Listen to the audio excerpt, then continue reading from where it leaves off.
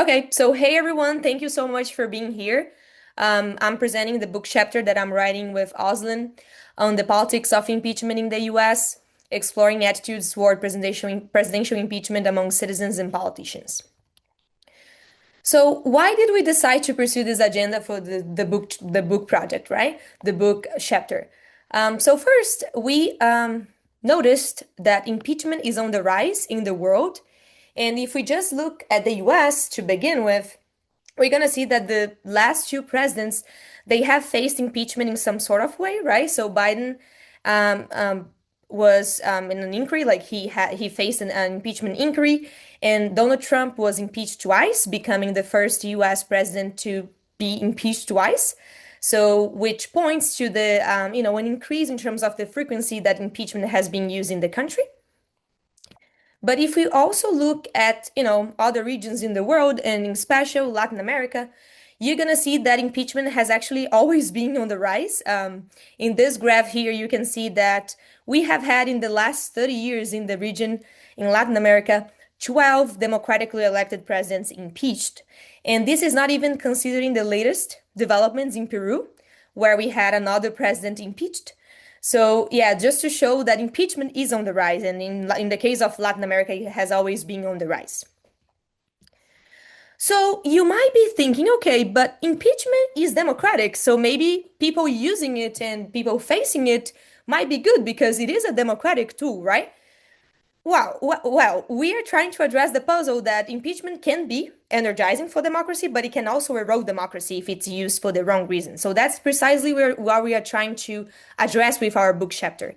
So when impeachment is used for legal reasons and to hold politicians accountable, it is very positive, as you can see here from the example of South Korea, where the data on democratic backsliding, like the latest data, shows that after the latest, like the last impeachment, the democratic health of the country has increased, which points to the benefits of using impeachment when it's grounded in the Constitution and in the legal reasons, right? But when impeachment is not grounded in the legal or constitutional reasons, then we risk banalizing this very important mechanism. And that's when, it becomes a problem. And that's when it can actually erode democracy. And it can become what we call here the weaponization of impeachment, or it can become a political or partisan weapon. So thinking about this, we believe that understanding the motivations of politicians and citizens when it comes to impeachment is important for us to understand how do these two groups they see impeachment. And despite impeachment being central in the US democracy like lately, the factors driving support or opposition to impeachment remains underexplored. So we don't have a lot in the literature in terms of like, what do citizens think about impeachment? What do elites think about impeachment that much? So that's why we propose this research question, which is how do elites and citizens differ in their attitudes toward presidential impeachment inquiries, and in the United States, of course. So when we look at the literature and we try to answer this question, we're gonna notice that what is said is that usually citizens often rely on elite cues in making political decisions and forming their political attitudes, right? And these cues, they act as informational shortcuts to understand what is considered to be hard issues, right? Impeachment, however, following the definitions of hard versus easy issues, is considered to be an easy issue. The reason being that impeachment is end-oriented, so it's very easy and straightforward to understand what is the end, impeach versus not impeach. And it is usually familiar to citizens and elites because when we have an impeachment or impeachment inquiry, it usually is on the media, so people can easily get information about it. Therefore, citizens might not need the elite cues or they might not need the elite persuasion, right? However, we believe that even for these easy issues, citizens can still get these cues and they can use these cues if it's aligned with their partisan predispositions. So we expect that supporters of the incumbent, for instance, they will always see impeachment as not justified because they support the incumbent president. On the other hand, opposition partisans, opposition to the president, will always see impeachment as justified because even when there is no crime, even when there is no wrongdoing, right? This is coming from the motivated reasoning part of the literature. Another thing that we're trying to understand when reviewing the literature is why legislators they often use impeachment even though the chances of success are usually very low. And one reason for that is because they want to signal position, right, to their electorate, to the citizens. They want to send some signals like, oh, we are working for you, or we have this agenda in mind. So as a result, we expect that in terms of reasoning, when talking about impeachment or when raising impeachment, elites, they're going to have these strategic calculations in mind. On the other hand, citizens, they're going to be more effective about impeachment, and they're going to have this more identity-driven kind of responses. So in answering our research question that I just showed you, the expectations is that citizens and elites, they will form opinions differently on impeachment. Citizens, they're going to be more effective and they're going to have these identity-driven responses based on partisanship. Elites, they also going to have their positions based on their partisanship. But this position is going to be more strategic, more representational, more focused on their strategic calculations. Despite these differences, we do expect a convergence in terms of partisan alignment, right? So co-partisans are believed to behave in convergence, like they're gonna support or oppose impeachment depending on their partisanship or shared partisanship. So we have these two working hypotheses here. One is that elites and citizens will form opinions differently. One is elites are going to be based on political strategy and citizens, they're going to rely on partisan feelings. But despite the different reasoning, hypothesis 2 says that co-partisan elites and citizens, they will align on supporting or opposing impeachment because of the partisan convergence. Okay, so this is the hypothesis. And why the US? Why do we think that is worth doing this type of research in the US? So historically, impeachment was this rare constitutional safeguard for the cases specified in the Constitution, right? But as I showed you at the beginning, the frequency has increased dramatically since the late 20th century, which leads us to think that impeachment has kind of become banalized and transformed into this normalized, tool for partisan conflict. And as you might remember, we have had 3 presidents impeached in the US, but none of them actually were removed by the Senate. And because of the increase in the frequency, impeachment is polarizing. And as you can see from this graph here and from this data, the citizens' views on impeachment are sharply divided along partisan lines. And you can see here that approve and disapprove the bars, they are very close usually, which points to, a polarization around impeachment and whether impeachment is justified or not, or whether it should be moved forward or not. So that's why we think it's interesting to make this type of research and to conduct this type of research in the US. And now Oslin is going to show you our empirical strategy and results. Thank you. Thank you, Flavia. I hope everyone is able to see my screen, right? Yes. So to test the implications of our study, we basically relied on first C-SPAN archives. And we use search terms such as impeachment, inquiry, president, which led to a lot of videos, but we went through them to make sure they are relevant to our study, and we ended up with 172 videos. And these videos were either coming from House or Senate sessions about the impeachment trial, which reflects the elite's perspectives, basically, or like legislators. But then we also have open forum and open phones in which citizens basically dial in and talk about their views on the impeachment, which reflects the citizens' perspective. And we wanted to cover, all recent impeachments. So we started from 1990 so that we can account for Bill Clinton, Biden, and 2 Trump impeachments. This ended up with a data set and a corpus where we don't know a lot of the speakers. So we had like 85% of unidentified speakers, which also meant that we were not really able to identify the partisanship, like around like 40%. And most of the coverage of this data set was about Trump, 60%, which is not surprising, right? We are covering 2 different impeachments, then followed by Clinton and Biden. I also want to show you the duration here. For instance, the Clinton one was around like 1 month. Both Trump impeachments lasted like these trials 1 month. Biden was the exception where it took longer, the trial, but in terms of substantive, corpus, Biden was similar to Clinton in terms of, how much material we have. We also complement this analysis because the problem that we had of not being really able to identify the speakers, right? So we use ANES 2019 pilot study in which they basically wanted to test new questions. So they had this pilot study.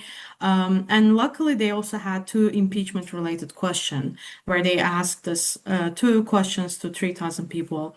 And that question was based on what you know today, do you favor, oppose, or neither favor nor oppose the US House of Representatives or the US Senate voting to impeach President Trump? So, although this is only testing Trump, we still wanted to include this and see how partisanship plays a role, right?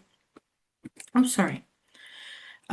So I want to first start with some descriptive about our data set, where we have this word cloud showcasing that how each presidential impeachment is kind of unique. For instance, if you look at Trump, you see keywords like Ukraine, ambassador, whistleblower, Ukraine, again, Giuliani, like which suggests that this was a little bit, politically charged and more about like the corruption and what's going on during the like Trump's presidency. While if you look at Biden, you see inquiry, son, Joe, family, Hunter, in which we can deduct that like Biden's trials were about his, family as well. So these are quite different from each other, which is really interesting to look at how elites and citizens differ, right? To test this, we first use wordfish analysis, which is basically a tool like a Poisson text and scaling tool that helps us to identify the ideological or overall position of political parties or individuals. And it gives us basically a theta score showcasing these two different groups, and we see that elites and citizens are drastically different from each other. They are on the opposite end, basically. And if you plot this, you will also see which keywords are on different ends of the, spectrum. Like marriage is on the left, urgent, oligarch, which is related to more Trump stuff, is on the right. So it kind of shows that these keywords are quite, different from each other. But also there were a lot of like points on zero where a lot of people, or no, like a lot of keywords were not real different ideologically or in terms of position. But this was not enough for us. We also wanted to complement this, so we did sentiment analysis using Afin Dictionary. We basically wanted to see whether what we found on Wordfish is actually, can be validated through different mechanisms. And we also found that with the sentiment analysis that citizens and elites differ drastically from each other about impeachment trial, and they also differ in terms of each president's, trial. And always citizens were more negative compared to the elites, and particularly in the Trump's trial, we see that elites are, more positive when it comes to this process, and they are more politically charged. Again, we were not still convinced, we also wanted to do topic modeling to see whether distinct themes emerge when it comes to impeachment discourse. And we were able to identify 7 different topics on American values, diplomacy and Ukraine investigation, presidency overall, trial proceedings, testimonies and whistleblowers, impeachment process overall, and the partisan politics and the public messaging. We use this topic modeling to run some regression. Particularly, we wanted to see whether these topics differ by different presidential trials as well as elites versus citizens. Here you can see that the base category for presidents are the Biden, and we have Trump and Clinton here. Except the topic 3 and topic 1, which is about the presidency and the impeachment process, we don't really have a consistent statistical significance among presidents. But we see with the elites versus citizens, we see a drastic change in terms of how these topics differ from each other for elites as opposed to citizens, right? So this was again confirming that yes, elites and citizens are definitely polarize over these topics.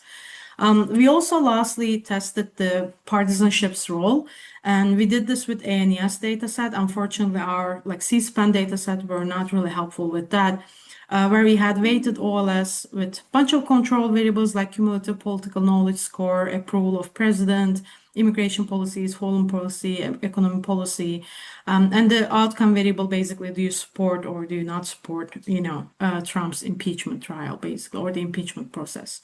And we found that Republicans really despised the fact that Trump was on a trial and he was impeached, which kind of supports that partisan identity matters in understanding the impeachment, right? So I think overall we are really able to show that elites and citizens don't form their impeachment opinions the same way, and the party identification matters.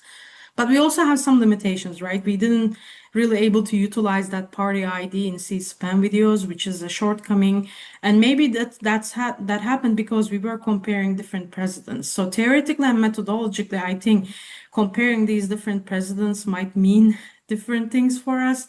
So in the future research, we are thinking that maybe we should just focus on one president and have a more coherent understanding of what's really going on among elites and citizens. So we also want to validate in the future C-SPAN findings with survey data and basically complement what we have found here. But we are open to any suggestions on that. So I really appreciate if you have any feedback on that. So that was all from us. So thank you. And if you have any questions and feedback, make sure to email us. Yeah. Thank you so much for the fantastic presentation. I'm now going to turn it over to our second speakers, Haofeng and Zhang Ho. And then after that, we will turn it over to our discussant and then open up the Q&A. So Haofeng and Zhang Ho, whomever is going to talk first, feel free to take over this camera. Thank you. Haofeng, could you please share the slide? Yeah, sure, no problem. Can everyone see the screen? Okay, then I think we are ready. So first of all, thanks for coming to our presentation. My name is Jung Choi, and my co-author Haofeng Ma. And we're going to present our paper titled "The Deceptiveness of Presidential Personas." So basically, our paper starts from the basic intuition. Could you please go next? So our papers start from the basic intuition that citizens do not evaluate leaders based on policies alone. So actually, there is a long literature that has found that leaders' personality strongly affect how citizens evaluate leaders. For example, they reward leaders who appear confident, active, or warm. And also, there's a recent findings that voters prefer leaders whose personality resemble their own. And the previous literature often rely on the Big Five personality model. As you may already know, this basically consists of 5 different dimensions of personality, which are openness, conscientiousness, extroversion, agreeableness, and emotional stability. Next. However, the problem is citizens cannot know the objective personality of leaders. Political leaders rarely take or even ask to take personality surveys. So what matters more is how their personalities are presented and perceived by the public. And it leads to another point that, can you go next? It leads to another point that as a strategic political actors, leaders have both motivation and the ability to construct their public persona. So they like to emphasize certain traits that are seen as desirable for leadership, like extraversion or emotional stability. So therefore, their public appearances are often planned, scripted, or rehearsed. So they do not present themselves as they are. They actually present themselves in a very strategic way. Go next slide. And it raised the question to us, what happens when leaders' public persona different across situations? For example, when leaders look very warm and kind in one setting, but cold and harsh in another. What about looking calm and organized in one context, but completely chaotic and short temper in another? So it raised the question that how do such gaps between leaders' personas across setting affect citizen trust in them? And we found that there is a very little literature on this question because they often base their theory on the assumption that the personality is kind of stable thing. Next.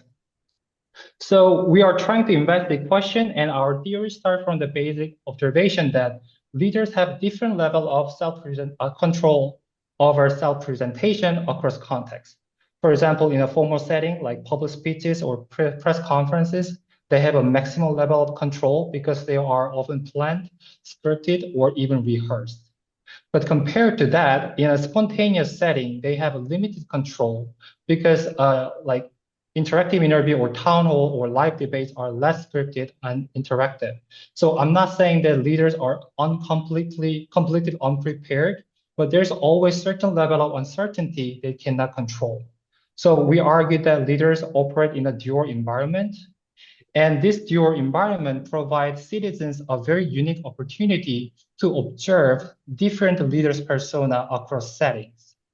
And we argue that, so in order to capture this, we introduced the concept of persona deceptiveness, which refers to the level of divergence between leaders' perceived personality in formal and spontaneous setting. And we argue that this deceptiveness will erode public trust in political leaders.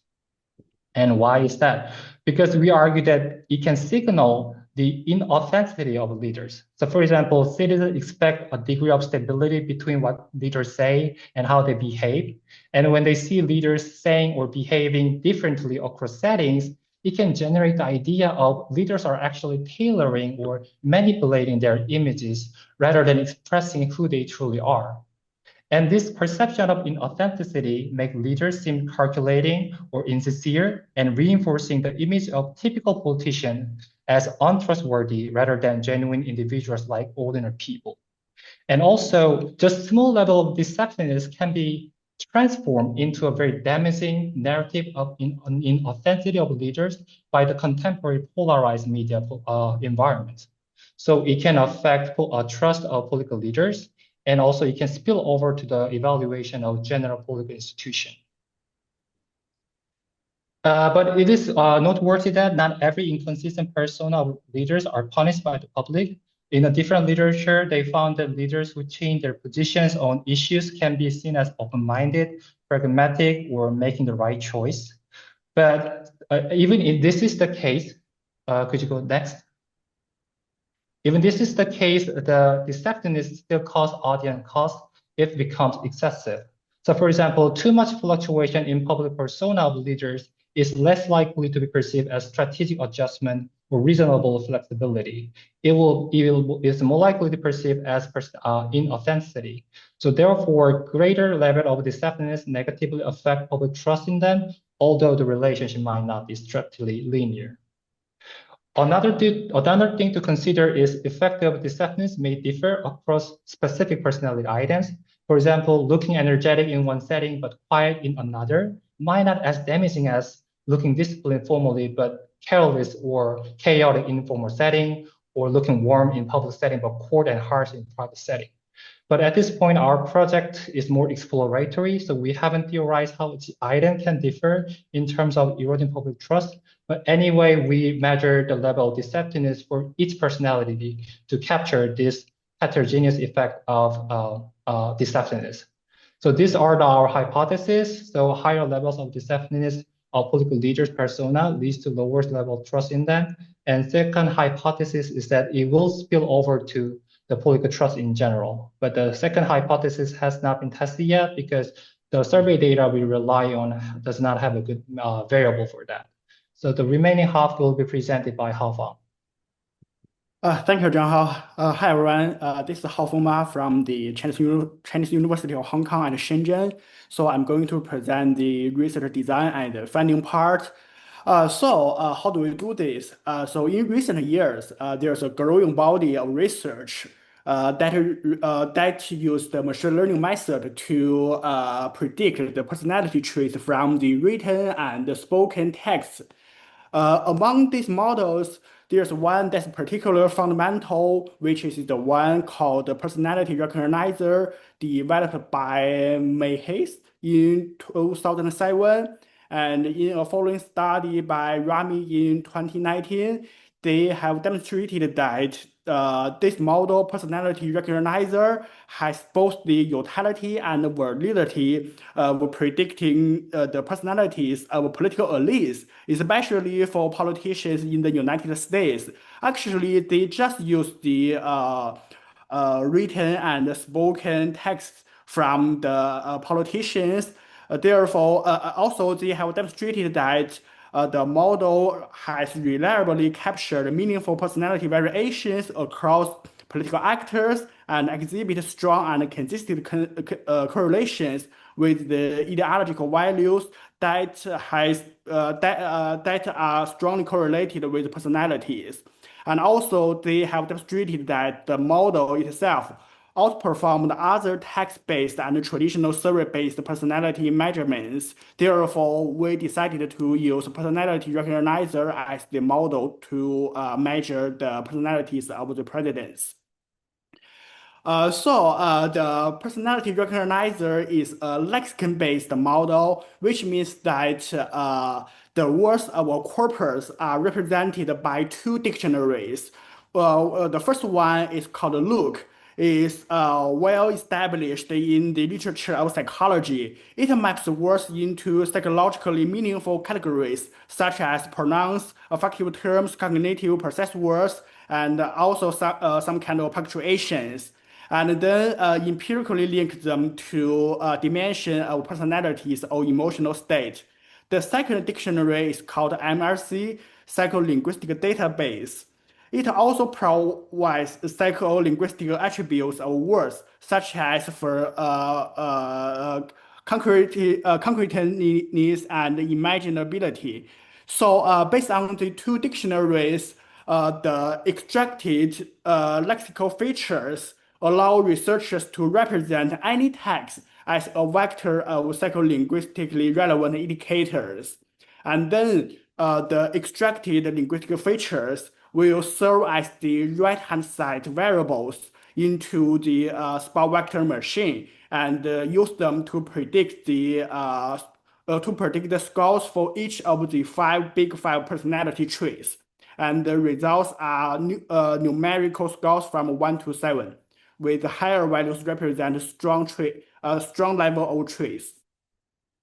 As for our data, we obtain all available videos from C-SPAN for 4 presidents: George W. Bush, Obama, Trump's first term, and Joe Biden. So first, we obtained all available data from C-SPAN and then extracted the transcriptions of each of the video. The C-SPAN archive provided the video type labeling. Based on them, we classified the text of each video into 2 classes, either as formal utterance or as the spontaneous utterance. So here is just a quick recap about our classification scheme. So you can see there are some types like address, speech, remarks, statements. All of those are more formal in their nature. Therefore, we classify them as the formal utterance. And then in comparison, the speeches given in the interview, call-in debates are less formal and less scripted. Thus, we classify them into spontaneous utterance. And then for each of the presidents, we merged all utterances of the same class, either formal or spontaneous, delivered by the same president within a given year into a single corpus. Actually, this step is both necessary and appropriate. So first, the personality recognizer model analyzes linguistic features on the based on the corpus, based on the words rather than the sentences. Therefore, the context of the speech does not matter. And for another reason, the longer the corpus is, the better quality the prediction is. Therefore, if we have longer corpus, the prediction will be more consistent and robust. That's why we combine all the utterances of the same type into a single corpus. And here also this is a recap of our data. You can see for each year we have a measure of the utterance of the same type, and here it shows the total words and also the number of source videos per type ID. Also, this is for the spontaneous utterances. So then for each type of utterance, we input the measures into the Mehes recognition model and implement support vector machine model. And then we have the measures of each of the big five personality on a 1 to 7 numerical level. And then for the raw measures, we take the absolute value between the trait measured from the formal utterances and measured from the spontaneous utterances as the discrepancy in the trait as our second group of independent variables. And then the summation of the all big five personalities discrepancy measures is the deceptiveness of the presidential persona we defined. So here, the figure one, you can have a sense about our measure. So it shows the measured extroversion traits from the two classes of utterances. So you can see there is almost always a gap between the extroversion trait the president exhibited in formal speeches and the exhibited in the less formal and less script settings. So the gap suggests that the presidents try to manage their persona and try to make themselves look more extrovert when they have stronger capacities. So for the other four traits, like in figure 2, figure 3, figure 4, and figure 5, there are almost always gaps, and they are always identifiable over time. So also, if we take the gaps in the five traits together, you can see there's almost always a high level of deceptiveness over time. So next, we turn to test our hypothesis regarding how these gaps and the overall level of deceptiveness affect people's trust in the presidents. So for the data, we use the pooled individual level data from the GSIs over more than 20 years. And the dependent variable is the trust in the president, which is measured by confidence in the executive branch, which is on an ordinal level from 1 to 3, with positive value represents the higher level of trust. So there are three groups of key independent variables. The first is the big five personalities per se. They either measured from the formal speeches or measured from the spontaneous speeches. The second group of independent variables are the discrepancies in each of the big five personality traits. And then the last group of independent variable is the overall level of deceptiveness.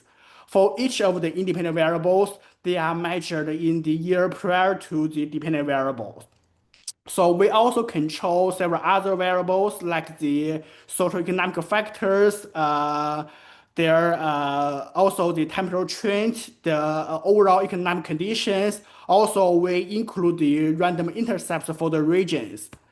So for the results, you can see for the first two groups of models, where we use the personality traits per se, we only find extroversion has significant effects.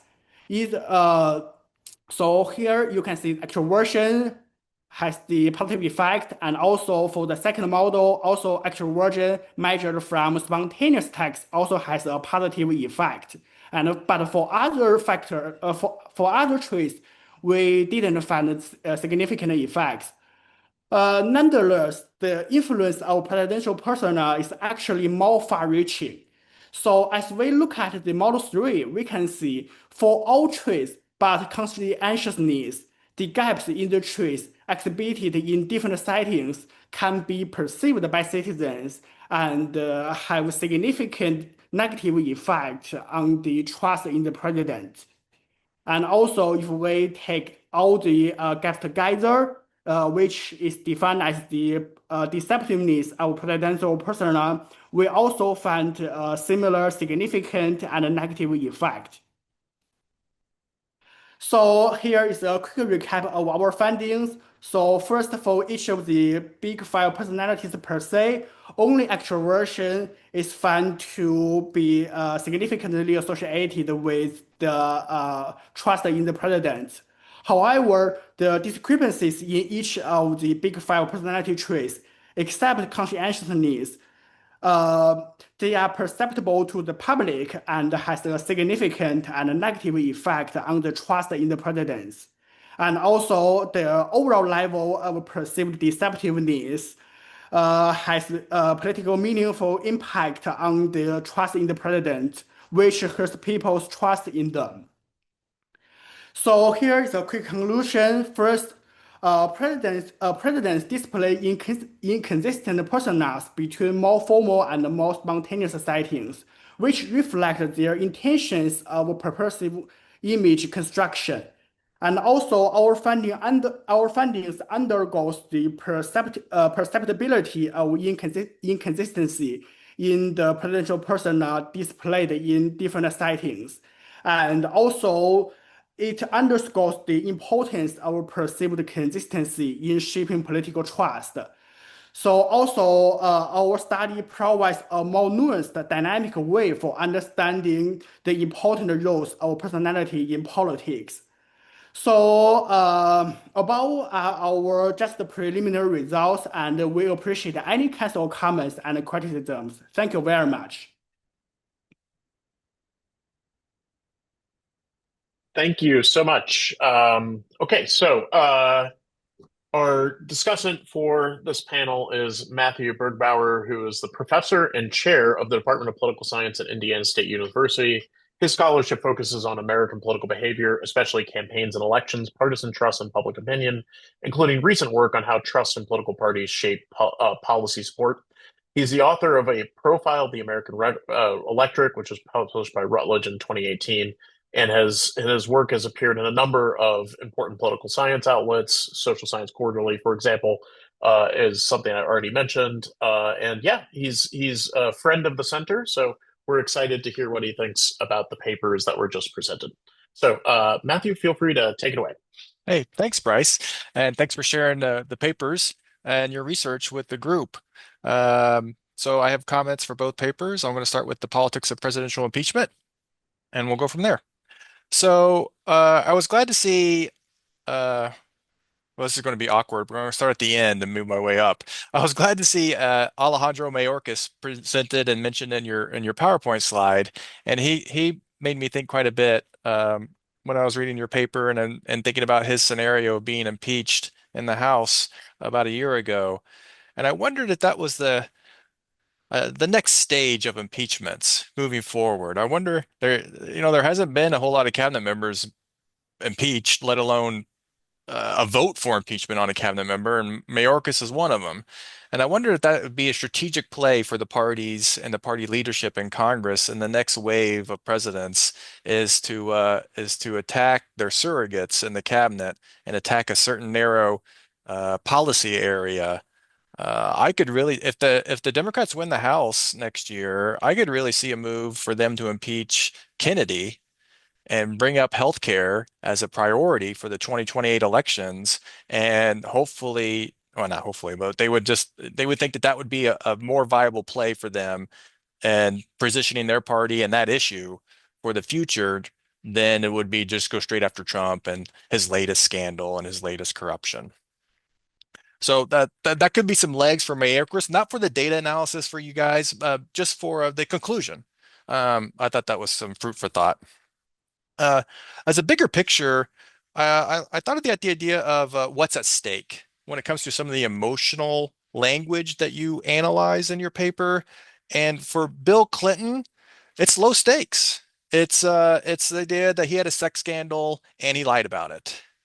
And for Donald Trump, the stakes are a constitutional crisis and democracy's at stake.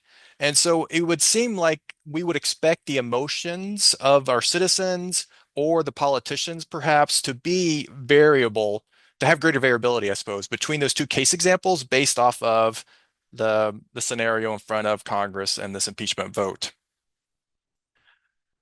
Semi-related, when it comes to the words and the word clouds that you see in your paper, you may want to consider uh, categorizing the the keywords coming up in your searches and in your analysis of the speeches. So one idea is private conduct words, and the other idea is professional conduct words. So I'll give you examples. So in some of our impeachment hearings, we have your private conduct was deemed to be impeachable. So this is the sex scandals, of course, with Clinton, but this could also be Hunter Biden and Burisma and some type of personal relationships that you've had are impeachable acts. And then you have professional conduct of the president, and that could be Ukraine, like Afghanistan for Joe Biden, January 6th for Trump, obstruction of justice. Uh, so getting at some types of families of impeachable words or impeachable line of thoughts for the members of Congress and maybe even the callers who are in the C-SPAN talk shows could kind of bring some organization to the chaos, I suppose, is another consideration that you may have. I have uh, I have a journal article for you to look at. John Zoller wrote an article. You mentioned John Zoller in his book in your presentation and in the paper. And shortly thereafter, he did write an article about Clinton's impeachment, public opinion, and Monica Lewinsky. So you can find that pretty easily, and that can maybe help guide you on what to expect from public opinion when it comes to impeachments in that particular case.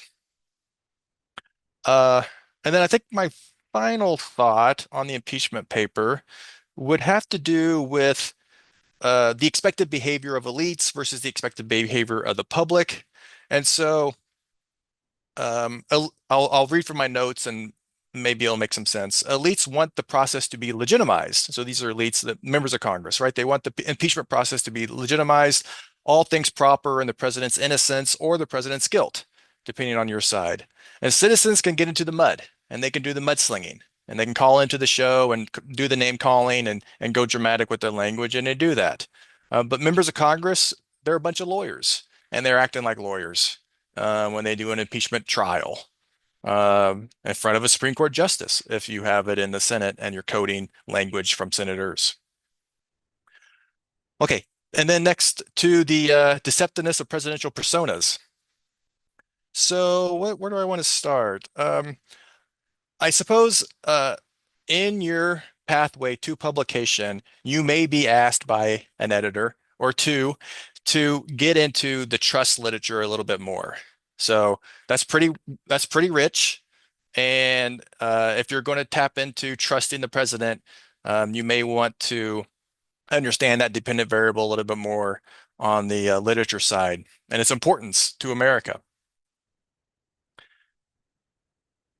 You have you have party ID as a variable in your model, and I just wanted to make sure that that's actually party ID alignment, because looking at the literature of trust in government or trust in the parties or trust in the president, we know that that is a partisan viewpoint by the public. So when the party ID matches, you trust government more. When the party ID doesn't match with the president, your trust goes down.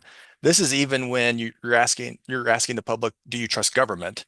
And they are not cued to think about the president, but they are nonetheless showing that implicit bias of party ID and trust in the government at that time. So I want to make sure that party ID variable is alignment with your party ID aligns with the president or does not align with the president at the time of the survey question. Um, I have a literature review recommendation for you all too. Um, Jamie Druckman and Lawrence Jacobs wrote a book about manipulation and public opinion. And they even use examples from Nixon. And Nixon polled the public with White House polling. And the polling suggested that he looked good when talking about defense, when talking about Vietnam, when talking about the strength of America. And he just went with it. He just kept on going with it. He had weaknesses, and he just avoided his weaknesses and kept on going with his strengths. They don't use the word deception, I don't think, in that book. They use the word manipulation a lot to analyze Nixon, but Reagan's in there too.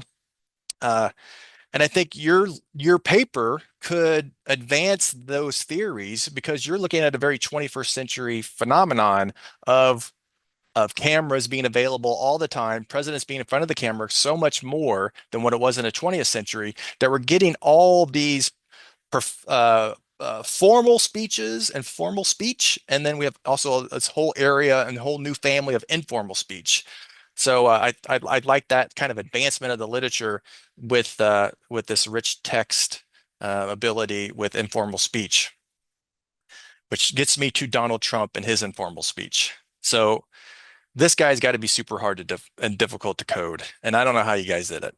So because you put Trump at the United Nations to give a speech, and his teleprompter goes down, and he goes off script, and he just ad libs, and he does that for 2 hours. His rallies has a teleprompter, and he reads from it. So you could argue that that's actually formal speech, but the area of the rally is he's more free to go off script, and we know he does, compared to a State of the Union address, which is also a teleprompter, and he just doesn't go off script as much as he does the rallies. So he's really difficult. He does so many interviews. He has the cameras at the White House or on Air Force One all the time. And so he's almost inviting this area of deception to the point where it's not deception anymore because it's just so frequent. So he's a real challenge for me on what to do on coding and categorizing. But you guys do a good job of categorizing all the areas of formal speech and informal speech, and it's a subjective argument of how to even treat this guy. He's one of a kind, and you may have to treat him that way compared to the other presidents. I can easily see an experimental design with this research question. So that's the idea for future research, not, do this now. But I think that could be fun, little exercise. And then let's see if I have anything else.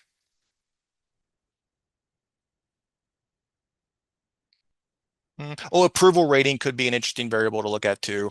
Possibly future research, not necessarily this good for this one, but I thought of approval rating a few times when it comes to your paper and a dependent variable over trust. Thanks again, authors. Thanks again, Bryce.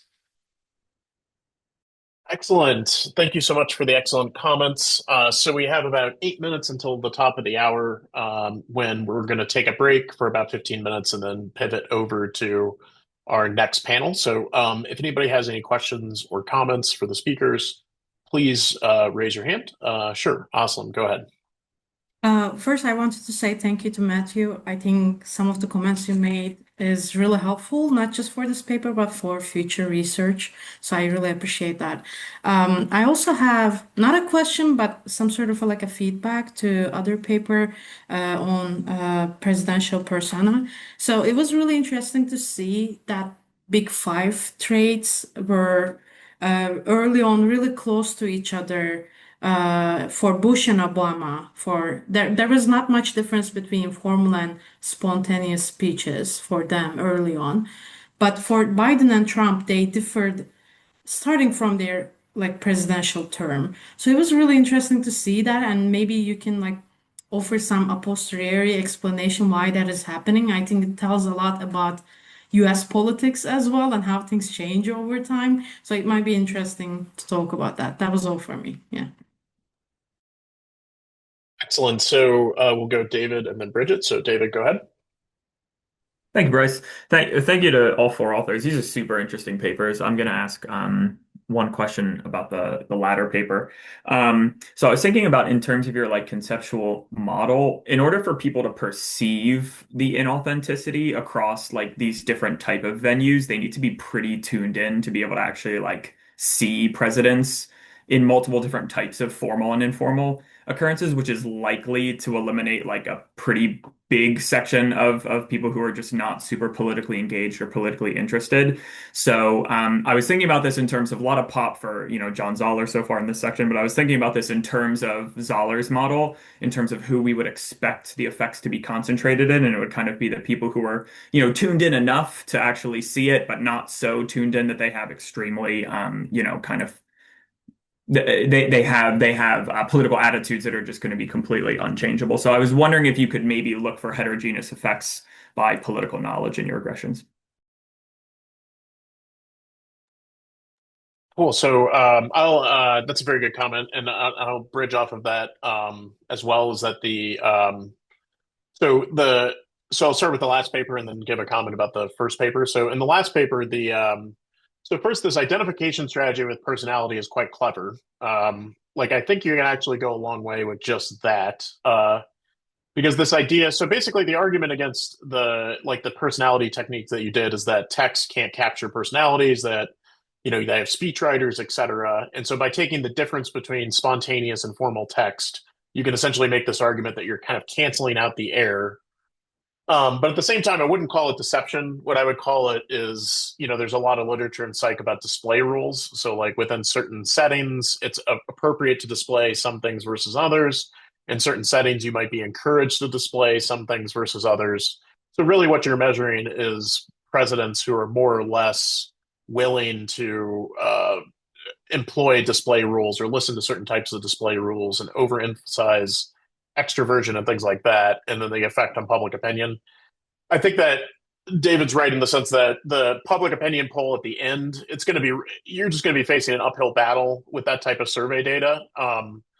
Like it's probably a better strategy, as Matthew suggested, is that if you had like just a simple A/B experiment in which like you just show people texts in which where you're varying the perceived personality based on this measure that you're employing, and then you just ask them questions about trust, and then you pair that with the survey data, then it becomes a little bit more plausible in terms of it.